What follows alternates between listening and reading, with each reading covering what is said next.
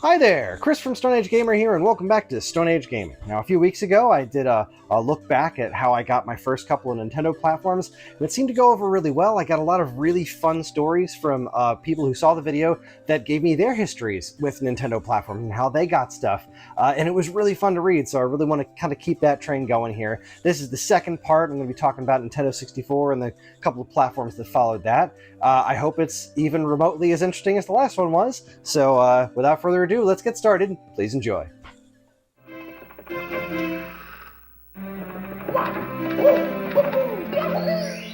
If you've ever listened to the Stone Age Gamer podcast, it's no secret that the 32 and 64-bit generation is my least favorite in gaming history. To my eyes, even the very best games of the day were hideous blocky masses with glitches and bad camera angles galore. To say that most haven't stood the test of time would be an understatement. However, at the time, I couldn't help but get caught up in the hype. In their heyday, those polygons that I find so distasteful today were the very definition of the future. So for me, and Nintendo fans everywhere in 1996, there was nothing bigger in this world than the Nintendo 64. The lead up to the N64's release created a form of hype like nothing I had ever experienced before. I had seen what Sega and Sony had to offer in the realm of next-generation consoles, and I was perfectly happy to sit back with my Super NES until Project Reality materialized. Soon, Project Reality had become the cartridge-based Nintendo Ultra 64, and I started seeing screenshots of games like Super Mario 64 and the all-time king of hype, Zelda 64. Then Cruisin' USA and Killer Instinct landed in our local arcades. Yes, we had local arcades by this point in my life, with their flashy Ultra 64 logos promising that games like these were soon going to be playable in my living room. The hype train was unstoppable. But then the delays hit. Killer Instinct was released on Super NES instead of the Ultra 64. Nintendo dropped the Ultra from the name, making it the Nintendo 64, and key third parties like Squaresoft abandoned Nintendo for refusing to get with the times and use CDs like the rest of the industry. But even those setbacks weren't enough to combat the unfathomable hype Nintendo had managed to cultivate. There was even a super cool promotional VHS tape that Nintendo mailed out to people's homes to show how incredible their next-generation platform was going to be. Truly, it was awe-inspiring. If my math is right, I was only 15 when the N64 officially launched, so I wasn't in a position to go out and get my own. I still had to rely on my parents, and while I don't remember specifically why I felt this way, I was convinced that I would not be getting one on launch day. I was certain I was going to have to wait until Christmas to get an N64 to call my own. It was probably because they had just gotten me a Virtual Boy last year and money was typically tight around our house. Either way, this was no small disappointment, but I was old enough to understand that I couldn't always get everything I wanted. I wasn't happy about it, but I was prepared to wait patiently for the holiday season. Still, watching that launch day come and go without a Super Mario 64 to call my own was going to be tough.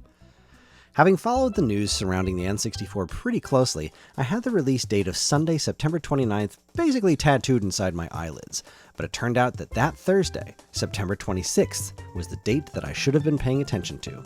I remember coming home from school that day alone because my sister had soccer practice. I walked into the kitchen and saw my mom standing at the counter doing something or other, and I didn't notice anything out of the ordinary. She turned around and asked me how my day was and how I was doing, and then it hit me. She was wearing a Super Mario 64 t-shirt. It took a minute for my brain to register what exactly I was seeing. Why was she wearing that shirt? Where did she get it? Was I getting a Nintendo 64 this weekend? I immediately asked her what the heck was going on, and she told me that she got the shirt when she pre-ordered the N64. She had decided to put the shirt on to surprise me when I got home from school because she had gotten a phone call earlier that day telling her she could come pick up her system, which is what we were going to do as soon as I put my backpack down and got my butt in the car. After giving her the biggest hug in the universe, I did exactly what I was told and got my butt in the car. And let me tell you, that car ride to our local Toys R Us felt like we were driving from New Jersey to Alaska. When we finally arrived, we wasted no time. We went right to the pickup booth, remember those? And got the console a copy of Super Mario 64 and were on our way. I didn't even ask to look around the store at the other games. I didn't ask for anything. I clutched that box like my life depended on it, thanked my mom a few thousand more times, and walked back out to the car, the happiest kid on earth. I read that Super Mario 64 instruction manual the whole ride home, positively giddy with excitement.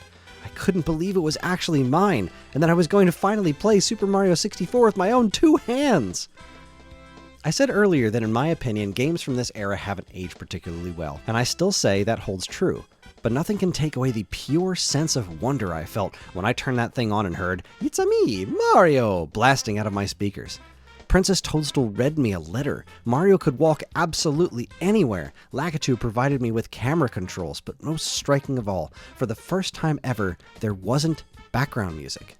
There were just birds chirping in the distance, the faint sound of running water, and Mario's footsteps. I don't think realism is the word I'm looking for, because Super Mario 64 is anything but realistic, but Mario's world felt so much more tangible than it ever had before. It was a transformative experience to play a game like this for the very first time. I had messed with other 3D games on other platforms briefly, but nothing had compared to this. This was the future, and it was in my living room, and I was in heaven. Of course, there was famously quite a software drought immediately following Super Mario 64, while with the only other game available at launch being Pilotwings 64, which I did not get for years. But at the time, I honestly can't say I noticed. I didn't want to play anything other than Super Mario 64 for a good long while. By the time I had beaten it and got all the stars, other games started popping up in my local rental shops, so I was able to get my hands on stuff like Doom 64 and Cruisin' USA, and Quest 64, which isn't great, but it's still not quite as bad as everyone says. Plus, there was so much on the horizon to look forward to, including the aforementioned Zelda 64. And I could just about write an entire book on the crazy hype train leading up to that specific game's release. So why do I love my Nintendo 64? Well, besides it being another shining example of my parents' unbelievable generosity, seriously, we did not have money growing up. I have no idea how they pulled this one off. And the countless hours of local multiplayer with games like the new Tetris and Mario Kart 64, the main reason I love my Nintendo 64 so much is, oddly enough, how much I didn't love it at the time. That game drought I mentioned that didn't bother me for the first few months never really went away. While on the other side of the fence, the PlayStation was getting amazing game after amazing game. See, up to this point, I had never even considered looking at a non-Nintendo system besides my Atari 2600 very seriously before, but now, if I wanted to play the latest Final Fantasy, Metal Gear, Mega Man, Street Fighter, or Castlevania, all games I fell in love with on Nintendo platforms, I'd have to go somewhere else. So I did.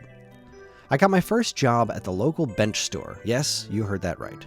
I took the money I made there and bought a PlayStation and a copy of Castlevania Symphony of the Night. I loved that game hard, and that opened the floodgates for me. Just before my 16th birthday, I left my job at the bench store for a game advisor position at the local Funko Land. Still not sure how they legally managed to hire a 15-year-old, but hey, I loved that job. And the whole world of gaming that I had cut myself off from out of overzealous brand loyalty was now completely open to me. With the money I earned there, I eventually picked up a Genesis, a Saturn, a Jaguar, a Lynx, and anything else I could get my hands on, and I experienced some spectacular games that I never would have been able to play otherwise. I spent tons of time playing stuff like Soul Blade, Nights into Dreams, Chrono Cross, X-Men vs. Street Fighter, Metal Gear Solid, all in addition to some killer N64 games like Star Fox 64, Conker's Bad Fur Day, and The Legend of Zelda Ocarina of Time. I went back and played the Sonic games on Genesis. I bought a Dreamcast on launch day. I obsessed over Katamari Damacy on PS2, and I did all of this because the Nintendo 64, for all its wonder, couldn't maintain my undivided attention like their previous consoles. It's an odd thing to be thankful for, but Nintendo's stumbles on the N64 helped me see how much of a fool I was for ignoring what was going on other systems in favor of being a console warrior. Even though I may look back on this generation and cringe at the hideous blocky masses those beautiful sprites I loved so much had turned into, I also look back and remember how amazed I was the first time I saw the water in Wave Race 64, the unprecedented feeling of speed that came with F-Zero X, the sheer awe of watching the sunset in Ocarina of Time, how surprisingly funny Conker's Bad Fur Day was, how much fun 4-player Dr. Mario could be, how incredible it felt to grab Bowser by his tail and swing him around, and how thankful I am to have a mom who was willing to take me to a toy store on a school night to get the latest and greatest from Nintendo.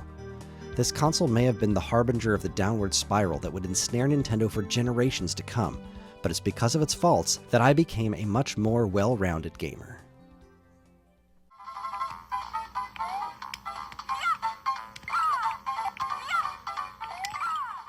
The Game Boy went for a very long time without a proper successor.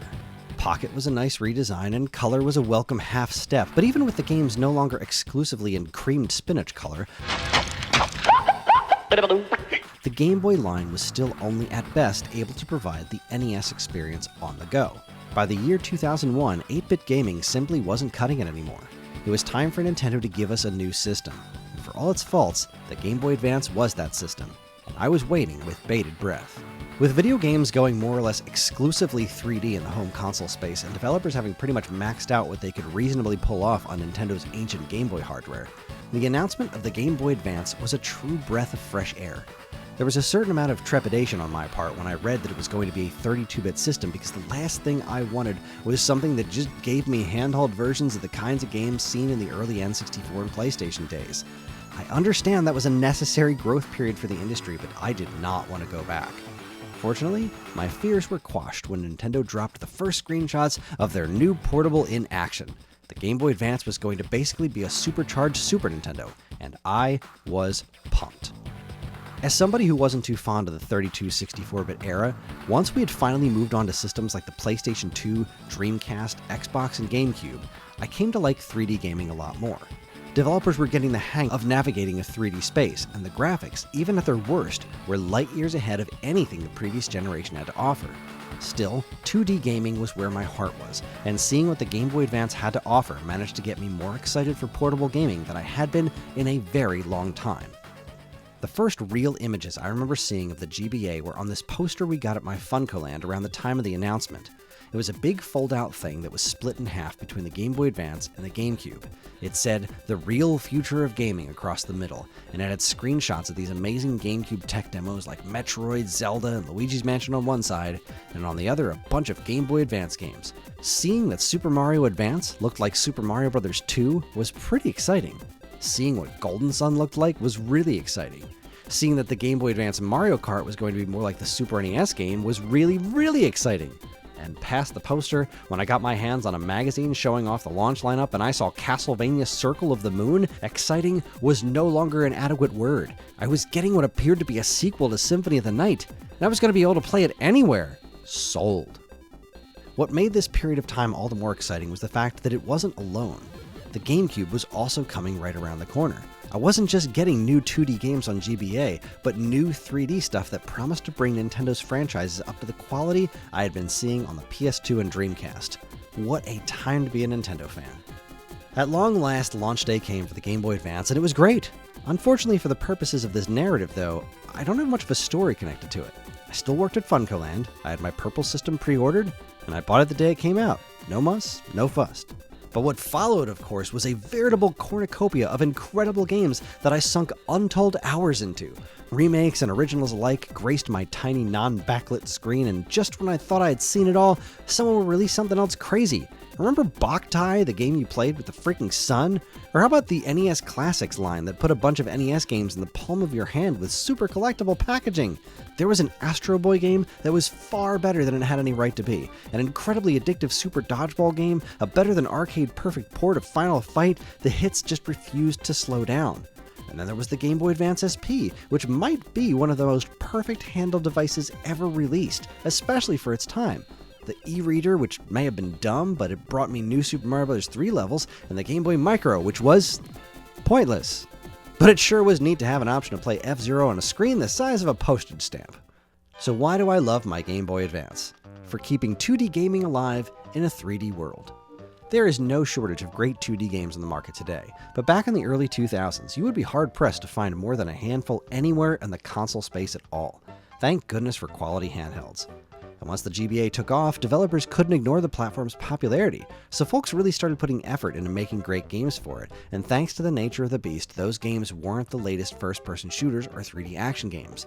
They were two-dimensional, and they were fantastic.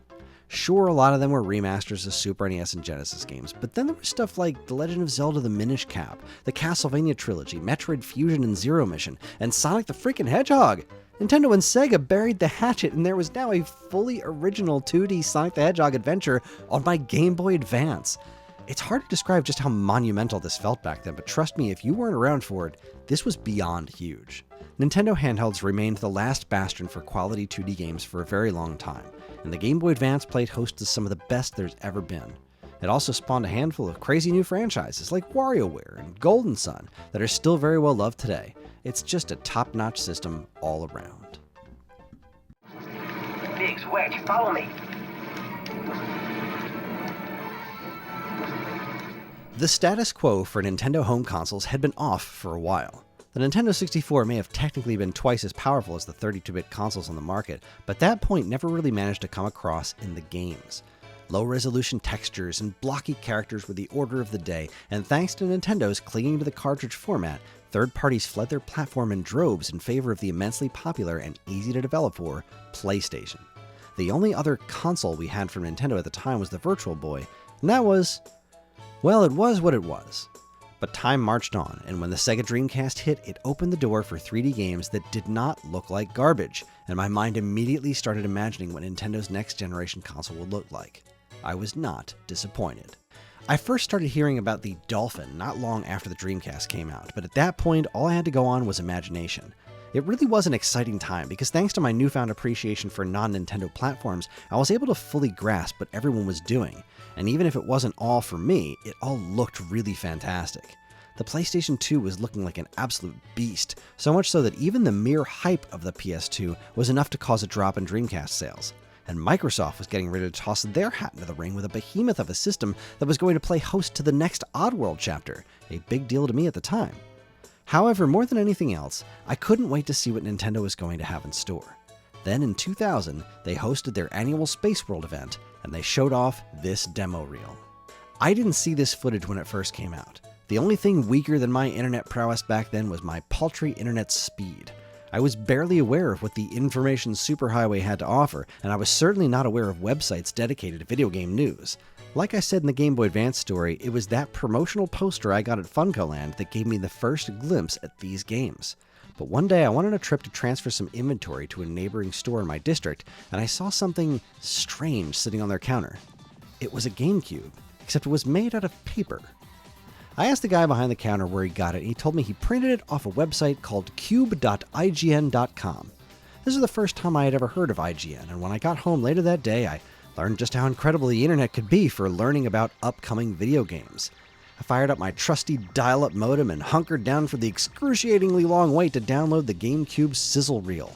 As amazing as those still shots are on that poster were, seeing them in motion was mind-blowing. Luigi was getting his own game. They were making Metroid again, and it looks like that. Oh, and the Link and Ganondorf fight. My mind nearly exploded thinking of what the rest of those games might actually look like. I've worked in game stores for a number of console launches, and they've all gone pretty differently. The Dreamcast was a gigantic party. Everyone who wanted one got one, and everyone bought a short stack of games and accessories to go with it. PlayStation 2 launch was the saddest day I ever worked in a game store. Our shop got a whole 2 units, and one of them went to a guy who only wanted to resell it immediately. The other guy looked at the wall of launch titles and said, "I'll take Madden and, Tekken?" Nobody was excited about anything. Nobody got what they wanted. Everyone was sad or mad, and while the PS2 eventually became one of the best gaming platforms in the history of the universe, that launch day was pathetic. The GameCube launch day, though, was a lot more like Dreamcast. We got a ton of units, most of which were pre-ordered, but there was even a small number set aside for walk-ins. We had folks lined up out the door, and everyone was just incredibly happy to be there. Some got purple systems, some got black, some bought Luigi's Mansion, and just about everyone bought Rogue Squadron 2. After we closed, I bought my system with one extra controller, a memory card, Luigi's Mansion, Rogue Squadron 2, Super Monkey Ball, and Wave Race Blue Storm. Yes, that's a lot of money, but I was young, I was living rent-free with my parents, I had worked my way up to assistant manager super quick, making more money than a kid my age had any idea what to do with. Anyway, I bought more than enough stuff to keep me plenty busy on day one. I knew online play was coming thanks to the announced modem adapters. How wrong I was. I knew Metroid was finally happening again, Smash Brothers was right around the corner, and finally Nintendo was technologically on equal footing with the competition once again. Unlike the Nintendo 64, third-party games looked comparable with their counterparts on other systems, but most importantly, Nintendo games were no longer ugly. Between this and the Game Boy Advance, I was a happy Nintendo fan again. Of course, things didn't go exactly as I'd hoped in the long run. Nintendo had burned some serious third-party bridges with the N64, and the GameCube's mini-disc format forced some devastating compression issues on developers. In America, the GameCube came in third that generation, behind the Xbox and PlayStation 2 respectively, thanks in no small part to the system's lack of DVD playback and said tiny discs. But even as a third-place console, it was still fantastic, and provided me with more than my fair share of incredible games that I sunk inordinate amounts of time into.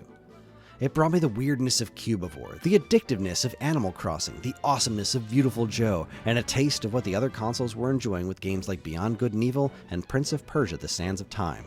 Super Smash Bros. Melee and Mario Kart Double Dash provided me with some of the best multiplayer experiences I'd ever had, and The Legend of Zelda 4 Swords Adventures, once I got around to finding enough people and accessories to properly pull it off, was on a level all its own. Eternal Darkness messed with my mind, the Twin Snakes brought Metal Gear back to Nintendo, and Link joined the cast of Soul Calibur 2. Its library may not have been able to stand up against the downright mythical amount of content on PlayStation 2, but I rarely wanted more while I had my cube. I also had a PS2 and Xbox during this generation, but I absolutely played more GameCube than the other two. Of course, my PS2 did get tons of use, and honestly, my Xbox kinda just sat there looking gigantic. No offense, just a lot of the library wasn't for me. But I was a proud Nintendo fan again, and that felt really good. So why do I love my GameCube? More than anything, it's because it taught me a lesson I've tried to bear in mind as often as possible. No matter how sure of myself I am, there's always going to be a chance that I'm wrong. There was a point during the GameCube's life cycle when I had really started to lose hope in Nintendo as a company. We were finally getting a proper Mario game on the system, but it was about spraying water at things. We're finally getting that new Metroid game, but it was now a first-person shooter being made by an unproven American developer. And then there was this piece of garbage. I maintain this as being one of my least favorite trailers I have ever seen.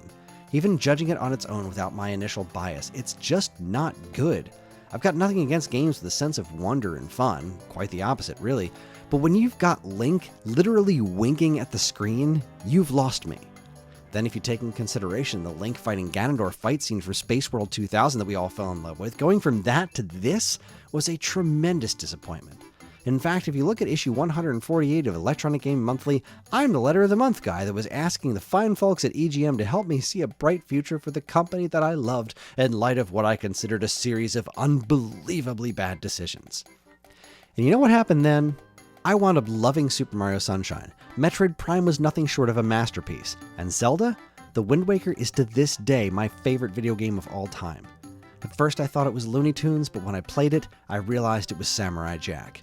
When these games were announced, I was sure beyond a shadow of a doubt that Nintendo had lost its mind. They had become so completely out of touch with what players actually wanted that there was no chance they would be able to continue competing in the console space. They were going to wind up going the way of Sega, and that would be a very sad day indeed.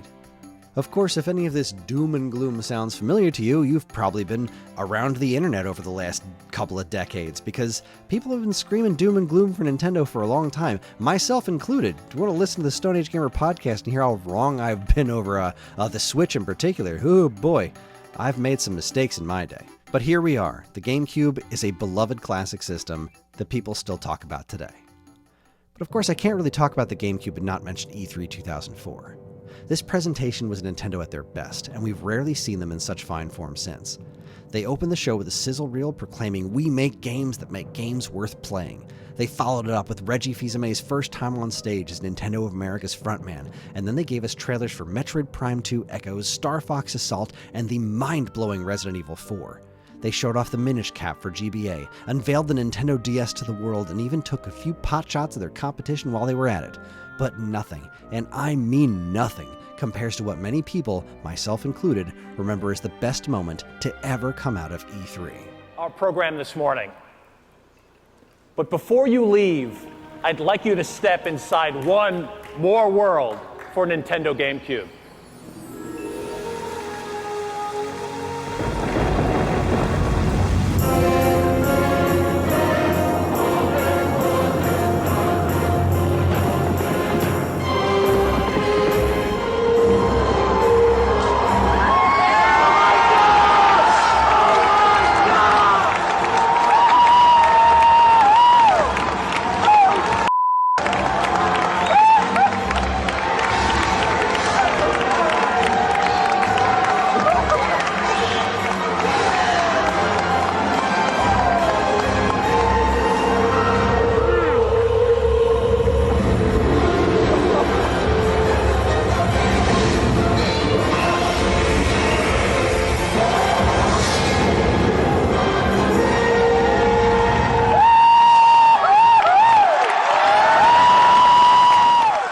That crowd?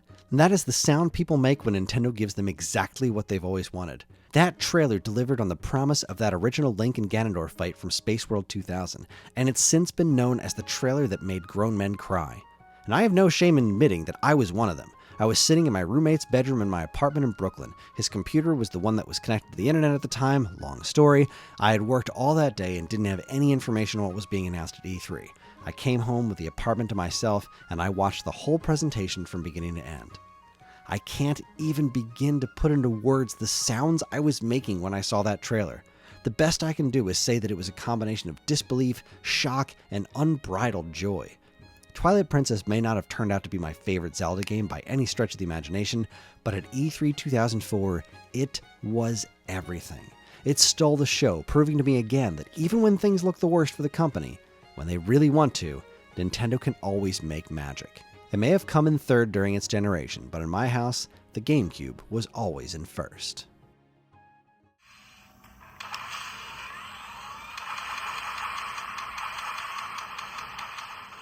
Similar to how things were going with the original Game Boy before the Advance showed up, Nintendo's GBA hardware was starting to look a little long in the tooth by 2004. The thrill of having a Super NES quality titles on the go was still pretty nice for me, but even I had to admit it was time for Nintendo to move on to something a little more powerful. Something that, much to my chagrin, more closely resembled what 32 and 64-bit consoles were capable of, but with the benefit of being on a small screen so maybe they wouldn't look so darn ugly. Nintendo felt the same way, it seems, but instead of a new addition to their massively successful Game Boy line, they introduced us to something a bit more experimental. When they announced the Nintendo DS, I was as excited as I was confused. If this was going to be the successor to the Game Boy line, cool, I'm in. Except that's not how they billed it. I guess it was an effort to cover their backs in case it was a miserable flop, but they called the DS their third pillar, which would stand on equal footing next to the Game Boy Advance and GameCube. This made me a little nervous, since that would mean actively creating content for 3 platforms at once, which isn't something they'd ever successfully managed to do before. Fortunately for everyone, the DS eventually took off like a freaking rocket, and the GBA lived out the rest of its days in relative peace. But that rocket took its jolly old time getting off the ground. I was managing the Union City Game Crazy when the DS launched, and at least in my store, there was very little in the way of fanfare. There was some really cool stuff coming down the pipeline for the wacky dual-screen platform, but the excitement surrounding the actual launch day wasn't exactly what you'd call noteworthy. For one, it wasn't the prettiest handheld on the block. The original DS was bulky, and about as far removed from the word elegant as a modern piece of consumer electronics could get. Second, Sony's vastly more powerful and attractive PSP was right around the corner, and the general gaming populace assumed that it would obviously crush Nintendo's handheld domination once and for all, the same way they had done in the home console market years before. But while the PSP absolutely held some serious luster to me, being the Nintendo fan that I am, I still had to have a DS on day one. Plus a system this weird was just too exciting to pass up. I got the Virtual Boy at launch after all, so launch day came and I bought Ping Pals! I'm kidding, I didn't buy Ping Pals. Though THQ has to be applauded for having the fortitude to release what is essentially the same thing as the free communication program built into the DS as a standalone title, but it's my understanding they didn't actually know about that ahead of time. That's neither here nor there. No, it was nothing. I got nothing. I got the system itself, but I didn't buy a single launch title. Not one of them enticed me enough to warrant a purchase. I thought Feel the Magic was neat, but not worth the price of admission. I played Super Mario 64 DS at work for a few minutes and decided that control scheme was not for me. Instead, I used my DS as a fancier replacement for my Game Boy Advance, thanks to its backwards compatibility and superior screen. I also enjoyed the heck out of my Metroid Prime Hunter's First Hunt demo. I was fine because I knew cool stuff was coming. I was young and single, so making silly purchases like this was perfectly doable. Just eat a few more meals of ramen noodles and I could make it work. I knew Castlevania was on the way, and the full version of Metroid would eventually be here, and while it was ridiculously slow burn at first, games that showed off what the DS could do gradually did indeed begin showing up. Dig Dug, Digging Strike, Elite Beat Agents, Pack Picks, Phoenix Wright, Trauma Center, Brain Age, game after game showed me either an interesting way of using the two screens, the touchscreen on its own, or a combination of the two. The launch itself may have been dull, but the years that followed were anything but. So why do I love my Nintendo DS? Because it showed me that no matter how perfect something might seem, you can't predict the video game industry. I am still flabbergasted at the fact that the PSP lost this generation. The PlayStation brand was as close to a sure thing as anything could have possibly been back then. They had replaced Nintendo as the word synonymous with video games, and by nearly every account, the PSP was superior. And even against all that, the DS not only persevered, but thrived.